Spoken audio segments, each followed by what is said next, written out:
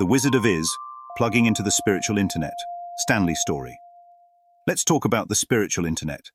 There's something beyond my personality, my real self. That's too real to ignore. This me I'm sharing isn't the me I once thought I was.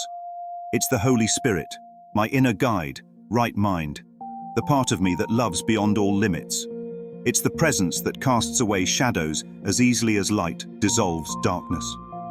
And this is who I really am. Here's what I've come to see. This spirit is in everyone, not just me. It's that voice in each of us, constantly inviting us back to love.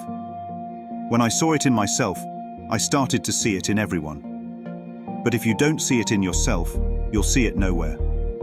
The Holy Spirit, the real self, isn't some distant concept. It's right here, now. It's not a who in the way we think of identity.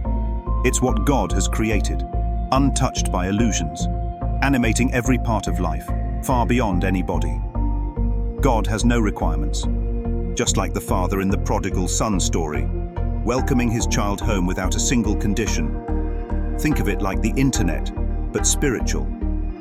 This spiritual internet connects us all. There's no boundary where God ends and we begin. Just one God, one mind, one love. I call it the Wizard of Iz, the presence of now. This is who I am, who you are, always here. I go to sleep with it, wake up with it, and yes, forget it sometimes. And that's when the pain creeps back. But when I remember, I am alive again. Truly alive. Insights. The spiritual internet Stanley describes is a powerful metaphor for the invisible link connecting us all.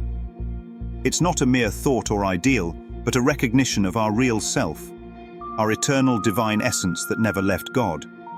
This isn't a personality trait or role, but a solid, unshakable truth, untouched by illusions and eternal. Stanley's story uncovers a universal truth.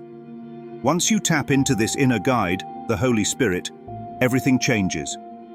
It's not a theory, it's an experience that dismantles the limited identity we hold on to.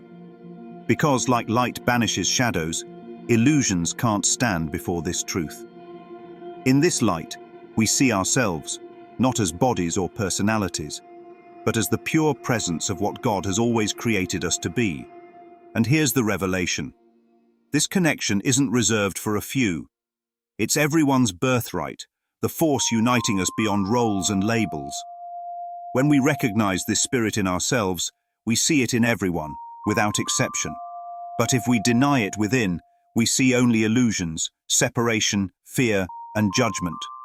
Stanley calls this presence the Wizard of Iz because it's the essence of here and now, transcending all time and space. And it's not just his, it's ours. It's who we are without the mask, beyond the who we pretend to be. When he forgets this, he suffers, feeling disconnected, lacking and longing.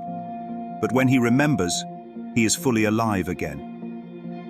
In the end, the prodigal son isn't a sinner, but each of us, lost in the illusion of separation, only to realize we never really left.